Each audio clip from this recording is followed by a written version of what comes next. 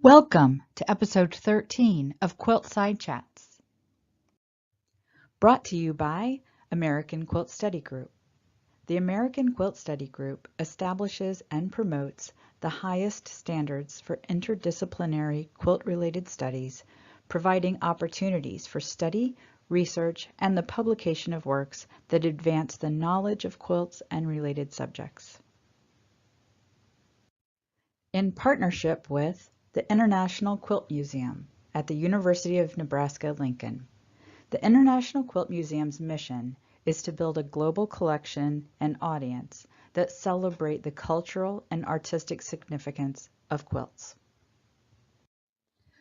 Quiltside Chats are a series of lively conversations between Carolyn Ducey, International Quilt Museum Curator of Collections, and an American Quilt Study Group member, featuring the quilt that she or he would sneak out of the building if it weren't a crime. Rosemary Werner is an independent researcher who has concentrated on 20th century quilt patterns and the people who made them.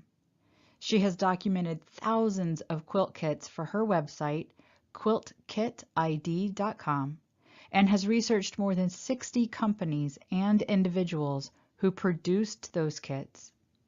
Her research has led to the writing of 2 books, State Bird and State Flower Quilts, published in 2013, and Kit Quilts, 20th Century Shortcuts, published in 2019.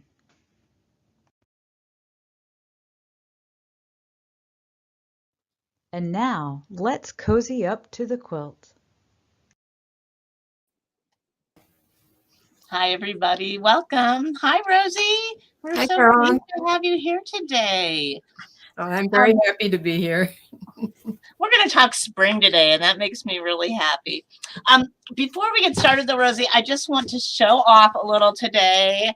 For everybody who hasn't seen it yet, maybe on our social media, we have a new edition of Red and White Quilts, Infinite Variety, the Joanna Rose Red and White collection. It's updated with a new essay about the collection coming to the International Quilt Museum. And otherwise, it's the original publication. All of the essays are there. And most importantly, all of the photographs of the 651, plus an extra quilt that was made to honor the show and all the people who were involved in it.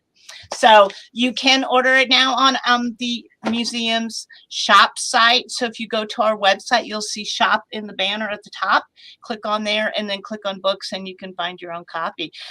People told us over and over again when we had the Red and White show, right after we got Joanna's quilt, that it was a book that they wished they had. So we were really excited we were able to reissue it.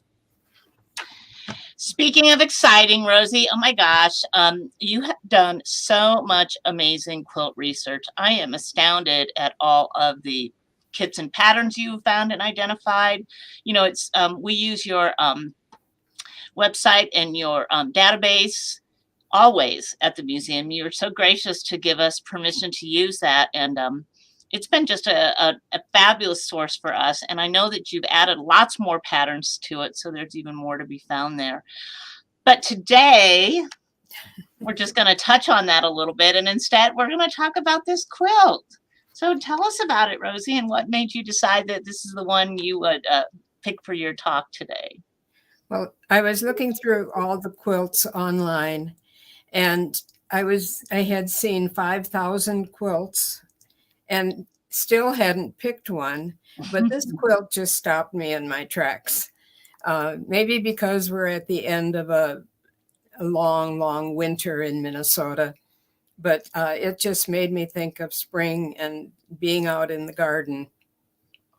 It's an applique quilt. It was designed by Mary Linn Sandberg and executed by her mother, Mary Rosina Johnson. And the quilt was made between 1989 and 1992. It's 76 inches by 86 inches. Now, since both women are named Mary, I will refer to the mother, the quilter, as Mary, and her daughter, the designer, as Lynn, which is what she goes by. Now, Mary... Interestingly, this, even though your focus is kits, this is not a kit. Nope, it is not. That's Actually, my focus is 20th century quilting. much broader than just kits, yes. Yeah. But Mary Johnson asked her daughter, Lynn, to design a quilt for her to make. And Lynn wanted to make it a garden quilt to represent the garden she remembered as a child, to which both her mother and father were devoted to working in. Everything pictured on this quilt is something that you could find in their garden, including vegetables, flowers, herbs, berry bushes, fruit orchard, a rose garden, a grape arbor, and flower beds. And even the insects and the birds and the critters that find their way to the garden are all there too. All right. And the quilt really resonates with me because I too garden with that kind of intensity. This could represent my garden also. And I really appreciate needle turn applique and embroidery that is well done. And Mary Johnson was an expert at both of those. She was. She was. Now, Lynn studied images of gardens and planning layouts, looking for clues for how to interpret the garden that she remembered. And it was only when she received a book for Christmas, The Art of the Kitchen Garden, that she finally got the inspiration she needed to get started on the designing process. And for Mary's 75th birthday in 1989, she gave Mary the drawings for the center, which is the vegetables. Number 2, please. Slide number 2. Well, looks like we might be having a little technical moment here. Tara's behind the scenes, and she's going to, I'm sure, get this all worked out for us. So we'll just give her a minute. There. I think now we're probably in the right spot. You know, I was literally writing down, I was using the quilt as a list maker because I was like, yep, this has got all the seeds, plants I need for my garden. So I was taking all my notes because it's about that time to get started here. Mm-hmm. It's such a great piece. The detail is amazing. And I know you're going to show some slides of those details as we go through it. But yeah. Because you have to see them up close. Yes, we do. Yes. And I do. I'm an embroiderer. Really, that's how I started out. So I do love these quilts that have amazing embroidery. And, you know, it was an art form. My mom always, she was the one who taught me to embroider. And she would always say, you know, the front has to look as good, or the back has to look as good as the front. She was really a beautiful embroiderer and taught me how to really do beautiful even stitches and keep everything neat. Yeah. The name of the quilt is Mary's Garden, and it's not apostrophe S, it's S apostrophe, because this is a garden that 2 women named Mary shared. So it's Mary's quilt. And this is a close-up of the center of the quilt, and it has an inscription: Mary's Garden, a time to reap, a time to sow, 1989 to 1992, Mary Johnson and Mary Linn Sandberg. Now, the phrase, a time to reap, a time to sow, you'll notice that sow is spelled S-E-W. And look at the variety of color in the tomatoes. Mary observed her garden and chose fabrics and colors to replicate what she saw in the garden. And she described it this way: I saw so much more variety of color and shade in the real garden than I ever imagined could be there. Doing this quilt has opened my eyes even more to the beauty of the everyday environment. Now, besides the variety of color in the tomatoes, this block has a spider web Love below the that. names. Maybe you could zoom in on that a little. Yep, there it is.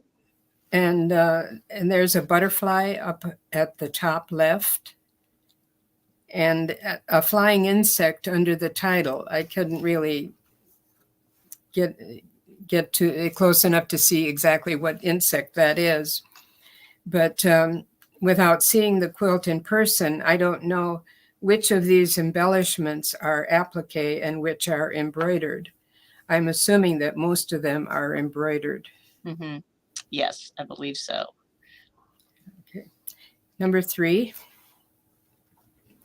The blocks showing vegetables occupy the center of the quilt, and Mary was a bit overwhelmed at the complexity of this quilt. But she started with one block, and that was the beets. And when she finished that, she just picked another one and started and just kept going.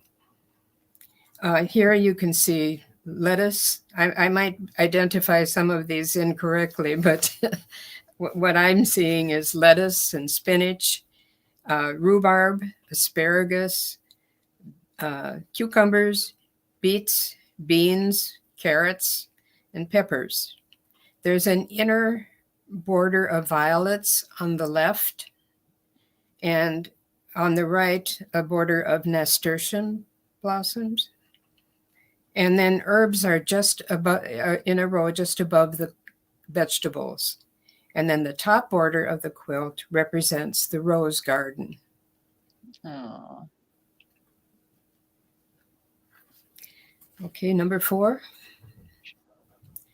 This is the bottom part of the center. And this part of the quilt has radishes, corn, eggplant, potatoes, cauliflower, and cabbage and broccoli. And you notice there are cabbage moths flying around those plants. Yes. And zucchini, I think, on the end of the row. The inner border here is the strawberry patch, and the bottom border represents the grape arbor and has a bird's nest in the center of it. And just look at the shading and coloring in the leaves of those grapes. You know, it's precision and the beautiful balance, I think, of the design is what really does make me think of kits, because kits have such a beautiful aesthetic as well. So it's just beautifully designed. Number 5. This is the border on the right side of the quilt, and it represents the flower beds. And it is full of lilies, iris, poppies, coneflowers, coral bells, and even a dandelion. The dandelion is about 4th plant in from the left. And then it's impossible to keep those out of your garden. Yes, it is. You also see flying insects and bunnies who are always looking for something tasty. Those darn bunnies, they are not my friend, Rosie. They are not. But each iris is a different color, or each group of irises is a different color, and they're repeated, through that border. I love that border, especially this border. I just think it's so, it's so accurate. It's so beautifully set out, and I just think that it's a gorgeous quilt all around. Yeah. And number 6, the final border on the left side of the quilt is the orchard containing the fruit trees. There are apples, peaches, cherries, and pears in the trees. There are also birds in the trees and flying above them. And if you look along the ground, you'll see squirrels, a cat, a hen, baskets full of fruit, mushrooms growing, and on the far right, a group of beehives with swarms of bees. It's just such a delightful quilt. Yes, it is. Number 7. Mary Johnson has 2 other quilts at the International Quilt Museum. This one is called Arabesque and was made in 1984. It is another example of amazing applique skills and wonderful hand quilting. On the garden quilt, you really can't see the quilting, but I think this probably shows off her quilting skills a little better. I don't know if it can be seen on the slides, though. Yeah, a little bit of it. Yeah, she really did. It's interesting because she really did have skills in both applique and the quilting. And sometimes people like to do one or the other. But Mary really did a beautiful job on both.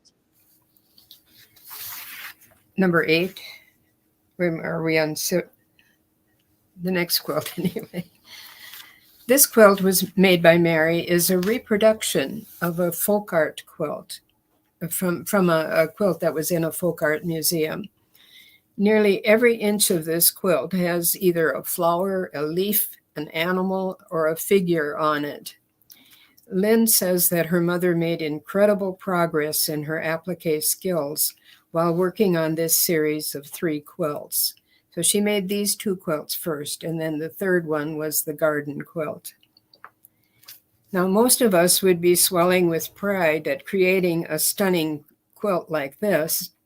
It would be a once-in-a-lifetime achievement, but Mary did it 3 times, plus all the other quilts and needlework that she did.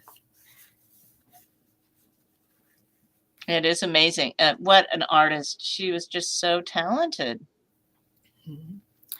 Okay, the number 9.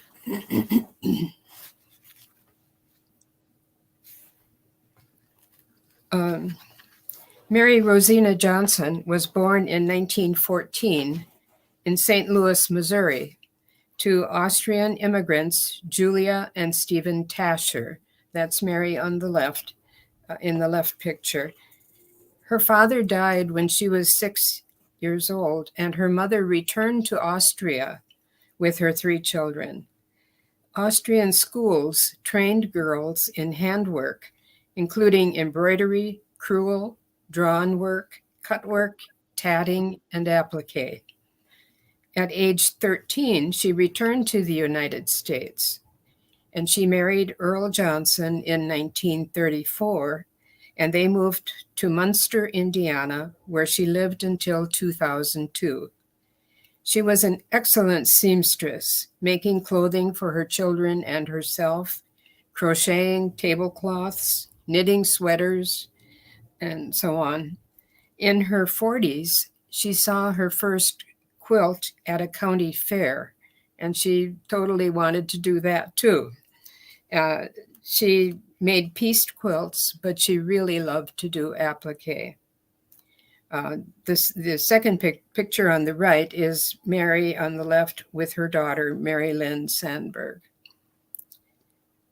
Now, her applique was done with the needle turn method, which she learned from Nancy Pearson.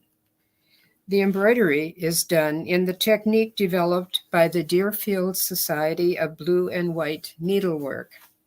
During a visit to Deerfield, she purchased their book and learned their techniques from the book. I think that this might be the book that she used. Wow. The book is an interesting read because it shows how 2 women found ways to make money from their needlework and encouraged the whole town to develop the crafts that their ancestors had done. And, apparently they had a lot of tourist traffic through their town, and it really is an interesting story about how they resurrected some of those crafts. Wow, that's very cool. Kind of like what we're seeing with the Missouri Star people resurrecting a whole town right now. Yeah. Wow. Now, Lynn is on the right in the second picture with her mother. She has a degree in fine arts with a concentration in textiles. Her drawings were in black and white, and she loved seeing them come to life with the fabrics that her mother chose. And Lynn now lives in Michigan. Mary's Garden won second place applique amateur and viewer's favorite at the 1991 American Quilt Society show in Paducah. I think that after that show in 1991, she added some other things to the quilt. She added more quilting. Maybe some embroidery, I'm not sure, but it wasn't quite finished yet, I guess. I don't know, Rosie, what was going to be number one? If this wasn't number one, I can't imagine. And Mary passed away in 2003. So, and number 10.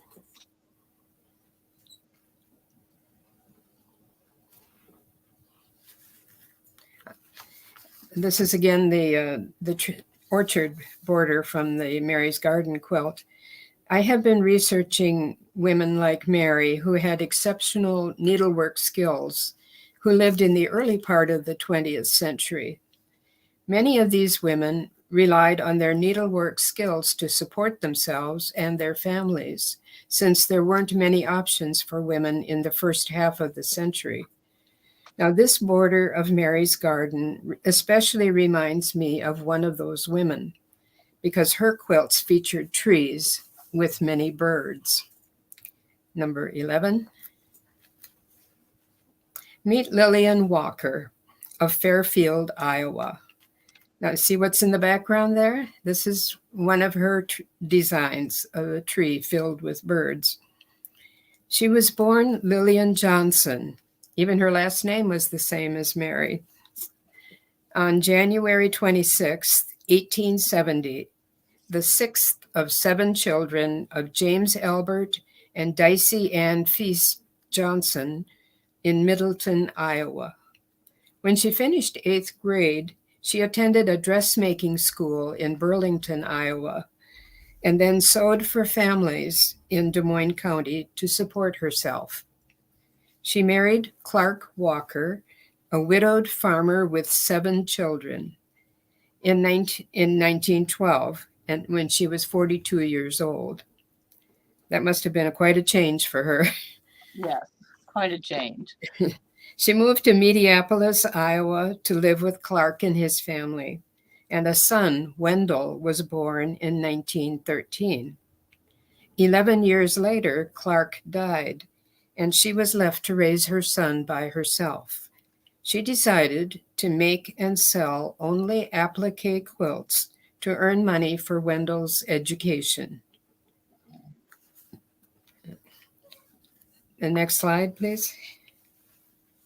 This is one of Lillian's original designs called Grandmother's Fancy. It has birds on it. You can find them right above the pot that the flowers are growing. She sold it as a finished quilt or as a kit. The finished quilt cost $50 and the kit cost $20. Now, Lillian's kits were actually basted quilts, and the design is found in Mary McIlwain's catalog book, The Romance of the Village Quilt, in 1936. Mary McIlwain was the owner of the Mary McIlwain Quilt Shop in Walworth, Wisconsin, and she had many women sewing for her to provide the finished and basted quilts that she sold. And it is believed that Lillian Walker was one of these women who sewed for Mary McIlwain. And it's believed that she also did sewing for Marie Webster and her quilt pattern and kit business, Practical Patchwork. Okay, number 13. She was in the thick of it, wasn't she, Rosie? It was. Oh, wow. This is such a large scale pattern. It is. It's a big quilt, and there were borders. This is just the center of the quilt. I've seen some of them with borders, applique branches and birds. Lillian is best known for this design, which she called the Bird Lover's Guide. She designed this tree with 60 species of birds, after seeing a similar design on the cover of Sports Illustrated in May of 1955. She obtained permission to use the idea in her own business and was said to have made this quilt 9 times. She Wow. also made and sold Indiana wreath quilts 4 times. If you're familiar with that pattern, that's also a very time and difficult pattern to do. Mm-hmm. This is a basted top, and this is in my collection. Wow. Number 14. What exactly is a basted quilt? In the early years of the 20th century, it was a quilt kit. Marie Webster sold all but 2 of her 15 designs as basted quilts. Her designs were available as a pattern, a stamped kit, a basted quilt, or a finished quilt. And in her 1929 catalog, patterns were sold for 50 cents, kits for $10, basted quilts for $35, and finished quilts for $75. The more complex patterns were a bit more expensive. Ann Orr of Nashville, Tennessee, also sold some of her patterns as basted quilts. And until I acquired Lillian's basted quilt, I wondered just what a basted quilt top was. Were the edges of the applique patches turned under and basted down? Or was it the applique patch was basted in place on the background? And it turns out it was both. On Lillian's basted quilt, each branch, each leaf, and each part of a bird has its edges turned back and basted down. If you look at the leaves on the upper left, and maybe you could zoom in on that a little, you can see the small stitches that run along the edge of the leaf. That was turning back the edge of the patch. And then the prepared patches were then basted in place on the background, and those are the bigger stitches. You know, I don't think I knew that you could get kit quilts like this basted in place. This is the way I would like to get a quilt, Rosie. Wouldn't that be great? Yes. No, I had no idea. If you were to purchase a basted bird lover's guide from Lillian, sorry about that.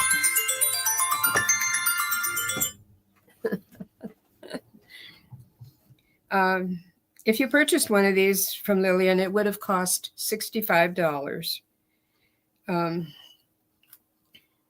you imagine having a service like that available, and how much it would cost today to have somebody do that for you? No, that's so much work. That's a lot of stitching on that basting. It is. And then you know, if she were going to finish the quilt, you still had to stitch them all down.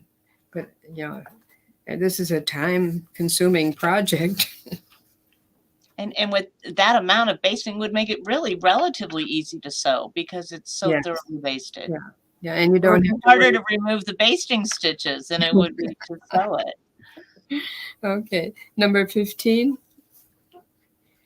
Someone, perhaps Lillian herself, started to stitch the applique patches on the lower part of this of the quilt, but the top half of this slide is still basted.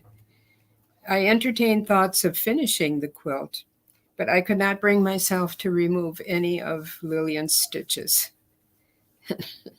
I think that's a good idea. It's such an amazing original. Yeah. There are 60 different species, and they're depicted as they look in nature. Lillian made a great effort to find fabrics that helped reproduce the look of the feathers. Notice the fabrics on the owl. Maybe we could zoom in a little on the owl. She embroidered the eyes on most of the birds, but sometimes she used buttons, as she did on this owl. The next slide, please. Here's a short-eared owl that has been sewn down. She was also very careful to, draw her birds so that they were accurate. Again, you see a choice of fabric that replicates the bird's feathers. And each eye consisted of 2 buttons, a white one with a smaller black button sewn on top of it. And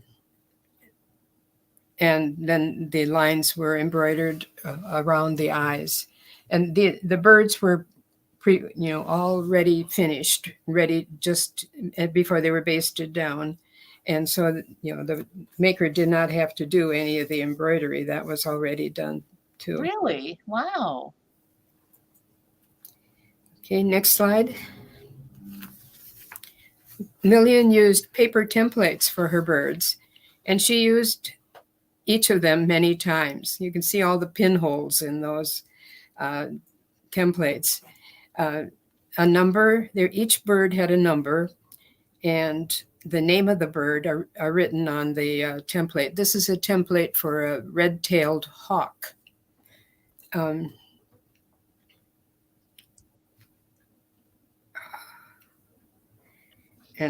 do you have these pattern pieces, Rosie? Or are these a part of your collection? I have all the templates for the 60 birds. And did that come with your quilt then? It came from the same person, yeah. I purchased the basted top and a lot of other items from Shirley McElderry. Oh, of course. From Iowa. She had gotten these at an estate sale. When Lillian died, all of her stuff went to her friends, her 2 friends that really helped her a lot. And I think it was her, when the friend died, these things became available at the estate sale. Wow. Well, Shirley was another pioneer in she research. Was. Wow. What a wonderful person to think of again. She was a huge help to me because she was the expert on quilt kits when I was just starting out. And she was just wonderful, encouraging me and sharing her knowledge. And we became to be good friends. Oh, that's great. Well, it's so fabulous to be able to have the original patterns like this. Wow. Yeah.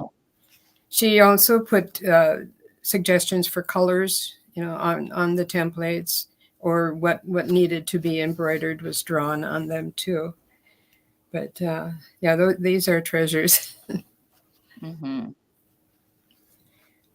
Okay, next slide. Besides the Bird Lover's Guide, Lillian designed and made other quilts, most of them in a folk art style, with titles such as Magnolia Tree of the South, Old Homestead, which is shown on the left. It's not a really good picture of it, but I don't know where to find pictures of Lillian's quilts. Mm-hmm. Yeah, it's great that you have one. Scenes of my childhood, Friends of the Forest, Robins in the Cherries, the Lily Pond, the Little Brown Church in the Vale, Tree of Life, and Gone with the Wind. The Gone with the Wind is a picture of a very windy day. Nothing to do with Scarlett O'Hara or Scarlett. Yeah, you immediately leap to that, don't you? Well, these patterns are so fun, and she just had such a beautiful way of creating these landscapes. Yeah. And birds were her signature motif, and she added them to most of the quilts. Her favorite bird was the scissor-tail flycatcher, and it's on that picture on the left, way at the top under the garland.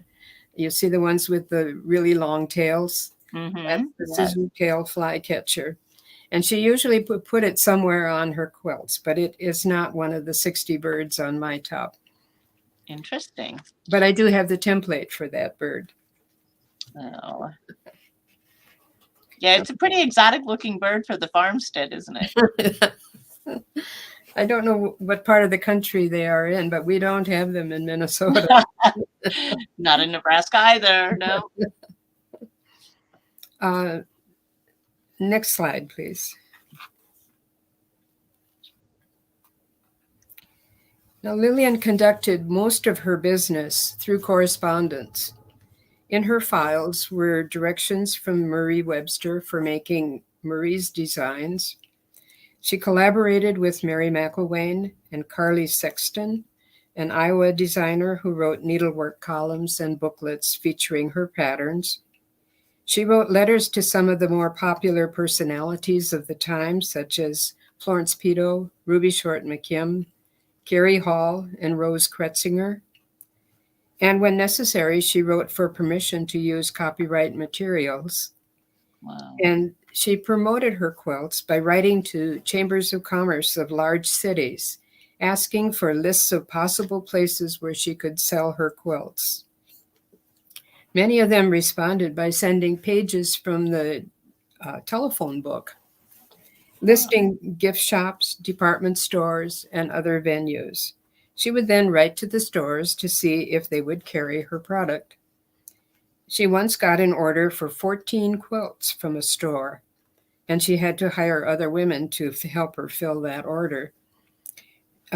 Lillian did not do the quilting if the customer desired a finished quilt. She hired local quilters to finish them. But given how much time it took to make a basted quilt, you can see that she would not have had time to also do the quilting. She was an amazing businesswoman, wasn't she? Yes, she was, and she just conducted it all from her home through the mail. Wow. I am amazed at the number of quilts she designed and appliqued. Each one would have taken a tremendous amount of time. And when you design a quilt yourself, it takes at least 3 times as long to make, because you have to make the drawings and create the templates and figure out what you're going to do next. Yeah, that's a lot. She continued to sew into her 90s, though she worked on smaller items as she aged. She died at the age of 99 in 1969.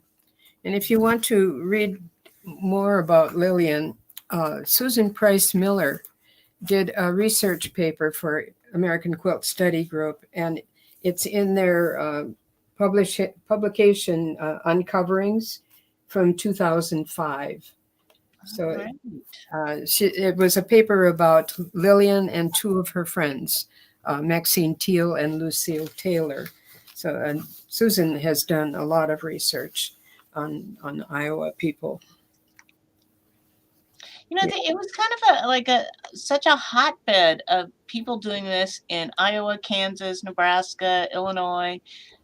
Do you think it was because they all kind of were aware of each other, or do you think there was a particular reason why everything exploded in that area? I don't know. I do know that of all the companies that made quilt kits, most of them were in the Midwest. So I don't know why there was such a, Do you think that quilting was kind of on the wane on the East or on the coasts, and maybe still really being done more in the Midwest? I don't know. I don't either. I have not concentrated on the East. I think the East has so many 19th century quilts and older quilts, and many regional styles. Whereas in the Midwest, I think because so many companies advertised, there are fewer regional patterns and stuff because they were all coming from the same source, from publications and from companies that were advertising. It's really interesting because we get so many donations here at the museum that come from the Midwest, and they are so often this 20th century time period from 1900 up to 1930 or 40, and I always just assumed because that was what was happening here in our area, but it's interesting that maybe it was more of a Midwestern thing, that quilting was really being done in a different way as it kind of maybe came out of favor in the East Coast and really still was alive and well in the Midwest. Because so many of these, I think, are centered here, as you said, in the Midwest. It's really an interesting idea. Yeah, when I was researching some of those companies, it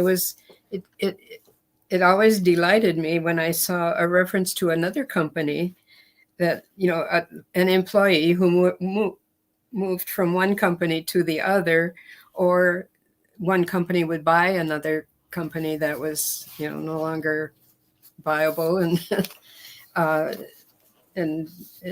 there are a lot of connections. There's a lot of it in Illinois, like around the Chicago area. Many of those companies were based in Chicago, but it's not just there. It's throughout the Midwest.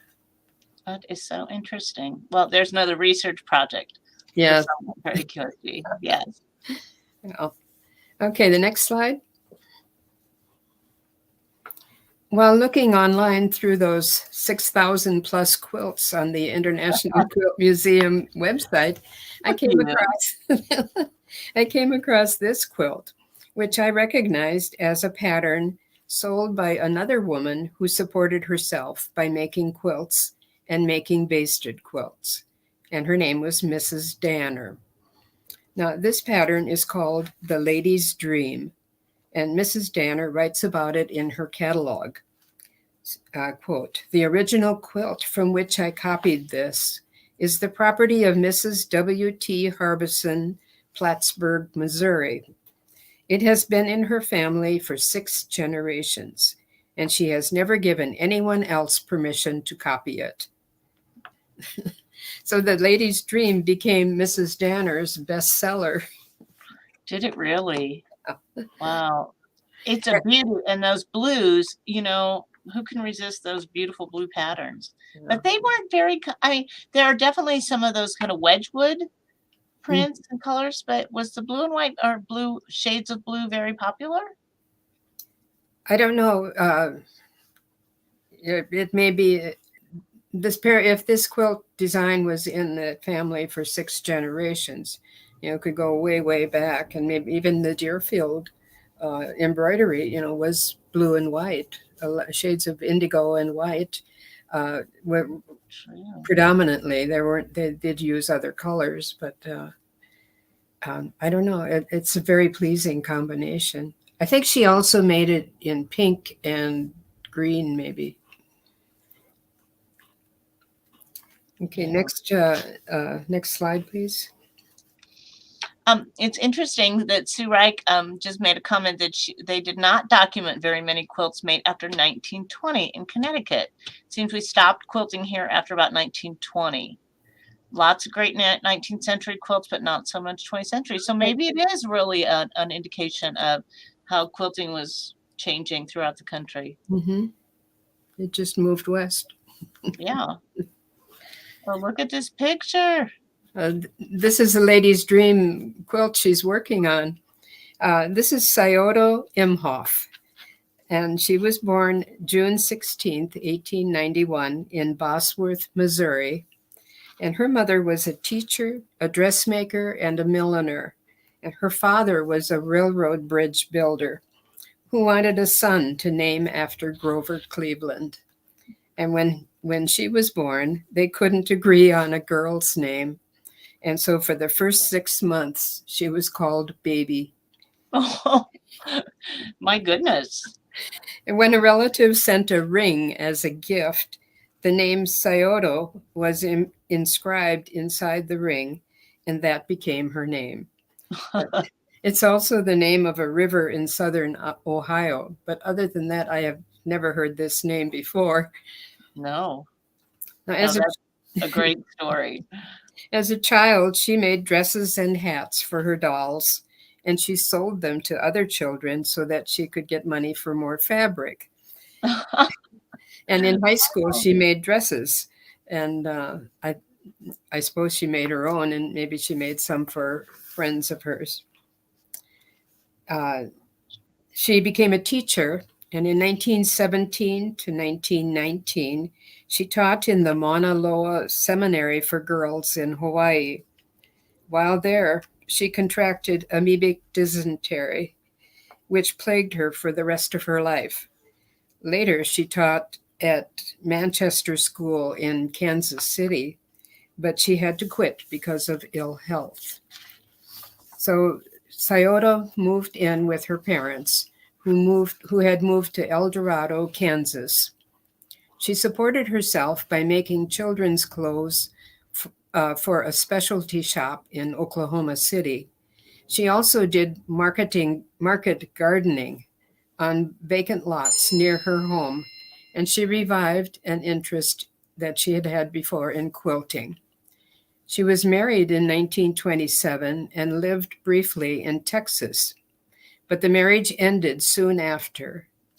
Now, having a name that no one knew how to pronounce and no middle name, she decided to retain the name Danner because it was easy to spell and easy to pronounce. And she became S.I. Danner, or Mrs. Danner. Such great information, Rosie. Yeah, most of this information came from Helen Erickson, who in 1970 purchased the business from Mrs. Danner and then continued to sell patterns. Scioto became aware that a person could raise money by selling quilts, so she began to make quilts to sell. In 1928, she set up displays of her quilts and sample blocks in department stores in El Dorado and Wichita and took orders for finished quilts. Her mother helped her fill those orders. As her business expanded, she hired 6 helpers to travel with the quilts, take orders, and sell quilts. She had 6 sets of quilts and samples. As her business displays were normally set up in the store for a week and usually in the fabric department. Scioto's helpers traveled by train and stayed in hotels, having to be in the store until it closed on Saturday night. Then they would have to pack up and move the cases of quilts and patterns. Sample blocks that had been handled by customers had to be washed and ironed, and her pattern supplies needed to be renewed for the next store. Stores were visited in the spring and in the fall, and from 1928 to 1936, she showed her quilts in large department stores in cities all over the United States and even in Canada. Wow. There's such a contrast between Scioto and Lillian, because Lillian worked from home and, you know, she had an extension. She reached far, but Scioto actually traveled. She was really out there. You know, it strikes me that it's very similar to the story of Mountain Mist, how they would go to department stores and actually put out kind of mini exhibitions and show people the quilts. That must have been so inspiring to people to see the actual thing. And that's maybe where she got her inspiration too. Or maybe they got it from her. You know, I mean, I think there was a lot of borrowing back and forth because they were having, from what I understand, it was a really successful model for Mountain Mist. So it must have obviously worked for her well too. She found that many customers thought that buying a finished quilt was too costly. $40 was her minimum price. And so they kept asking for patterns so that they could make the designs themselves. So she did start, making patterns also. She was very skillful in marketing, and she developed a relationship with the company that produced Peter Pan fabrics. And the displays were set up in the fabric department, and she would recommend Peter Pan fabrics to those who purchased her patterns. In 1934, she published her first catalog, which she sold for 25 cents. It advertised patterns ranging from 15 cents to 50 cents.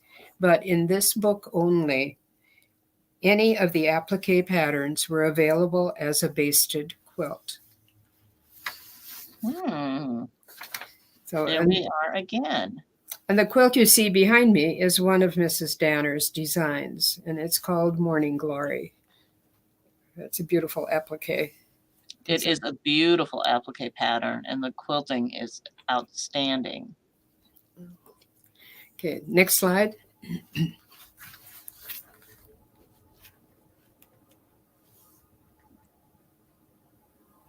Do you want to deal with that question now, or? Let's go back. Let's go through the last of your slides, because that's more of a general kit Okay. question, and I bet you can answer it. Yes. But I know you probably can. But let's go through the rest. You've just got a couple more slides, and let's go through those, and then we can talk more about your quilt kit identification. Okay. In 1936, Mrs. Danners sold 123 of her 125 quilts, canceled the store dates, and moved to Berkeley, California, where she ran a boarding house until 1945.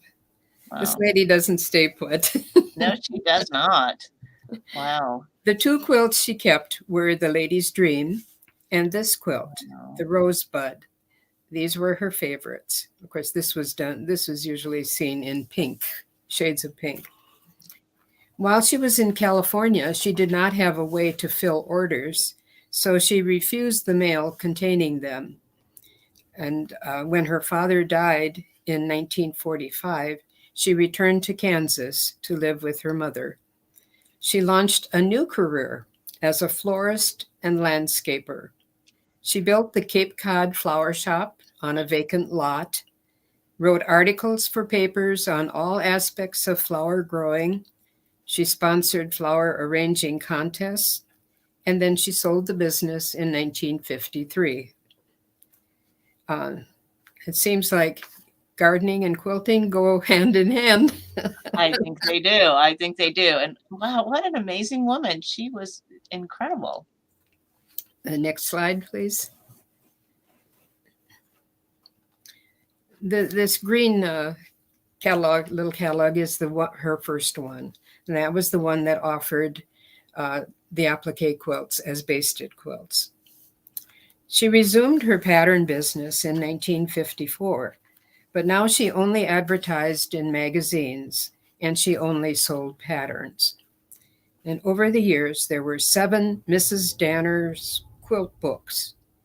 Books 1 and 2 in 1934 and 35. Book 3 was printed in 1954. Book 3 is the middle one with the Lady's Dream on the cover. Book 4 in 1958. Book 5 in 1970 with the help of Helen Erickson, who was taking over the business. In 1973, Helen reprinted books 1 and 2 combined and books 3 and 4 combined. So those were reprints. But book 6 was printed in 1973 and book 7 in 1975. And those were the works of Helen Erickson, containing patterns that she designed, but still contained some of Mrs. Danners' patterns. Wow. Next slide.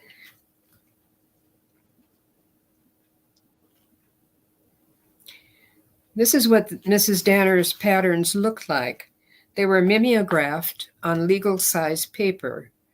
The templates and quilting patterns were traced onto the stencil along with layout and quilting suggestions.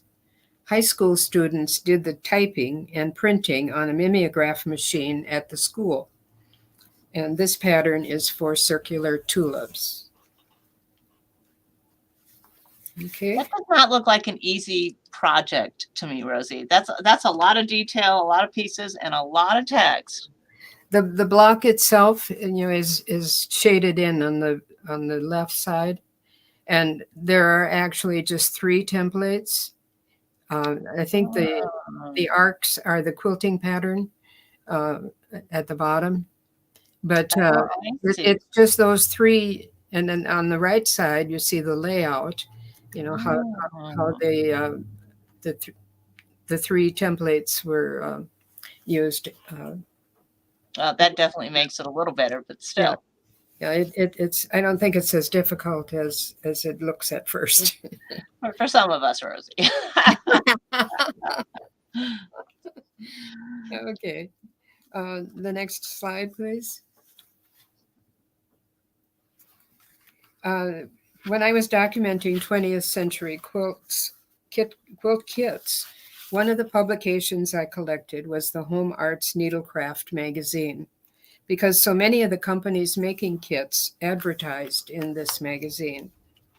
At one point, I decided to read the letters to the editor in each of these magazines I had, roughly from 1912 to 1945, when they ceased publication.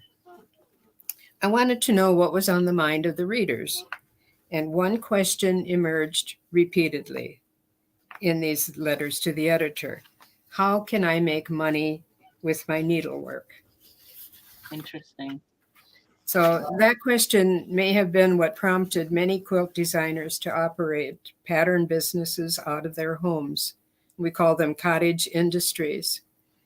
It certainly was the driving force for both Lillian Walker and Mrs. Danner. Because of their exceptional applique skills, they were willing to offer a very time-consuming product to their customers.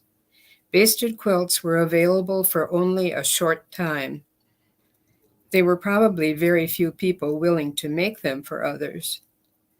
Mary Johnson was probably not motivated by the need to support herself, but like Lillian and Scioto, she had exceptional skills and was willing to make quilts that required a great deal of time and skill. Wow. Thank you so much, Rosie. You just have an incredible wealth of information about these makers and this time period. And it really is fascinating to see these women who were able to succeed in business like this, in something that really, it's not an easy way to make money because you're putting so much time into your quilts, I imagine. Right. Yeah. Well, we had that question. Tara, can you go back to the butterfly pussy willow question? Was it? Because I know that Rosie can help this person with the kit pattern. So do you have information on applique baby quilts with pussy willows and kittens? I heard reference that they were available as kits and then could be quilted by machine, echoing the applique. Okay, there were pussy willow and kitten kits. I think they're either Gold Art or Home Needlecraft Creations products. And Leeward's also sold them because they purchased Gold Art and Home Needlecraft Creations. If the kits, though, did have quilting designs stamped on them. So in most cases, you would find people would have quilted the designs that were stamped on the fabric. I suppose that you could do machine quilting echoing the applique. That certainly would be doable, I guess. But typically you'd find them marked, though, wouldn't you? Yes, you would. That's what I thought. Yeah. Well, and I also wanted to let everyone know that, we were so fortunate to be given Lynn Miller's crib quilt collection. And so it's just gone up. I believe it's up on our website now. I think about 350 crib quilts. And that has been really one of the reasons why we have found your database to be incredibly helpful, because we've been able to identify so many of those patterns. So you could go to our website and go to search the collections and look under collections and see if Lynn Miller's will come up, and you might be able to find something. I know there's a lot of kitten quilts, that I'm sure of. I haven't even spent a lot of time with Lynn's collection because we've just gotten it accessioned and photographed, but it's an incredible resource as well, and very well documented. Thanks to you, Rosie. So I can't believe our time is already up, but this is just so fascinating. And I know there are amazing resources on many of the designers that we mentioned today in Uncoverings. A lot of people have focused on them. So do go back and look. I think that they are just the most beautiful, that light lavender of that piece behind you. I mean, it is just spring embodied. So they're just so lovely. So I think they really are going to make everybody just feel, at least they're going to make me feel a little bit better about the end of winter and the dark gray times and the the wonderful blooms of spring. So thanks so much, Rosie. You're welcome. I really enjoyed this. It was great, and I learned a lot. And Rosie has, in addition to her database, she has books out there. She really is the expert. So look her up through Uncoverings. There's her book, Kit Quilts. There's a wealth of information from Rosie out there that we all really appreciate. So everybody enjoy the rest of your day. I'm going to go finish my list and get my seeds started. You've inspired me, Rosie. Good. Thank you so much. You're welcome. Goodbye. Bye, everybody.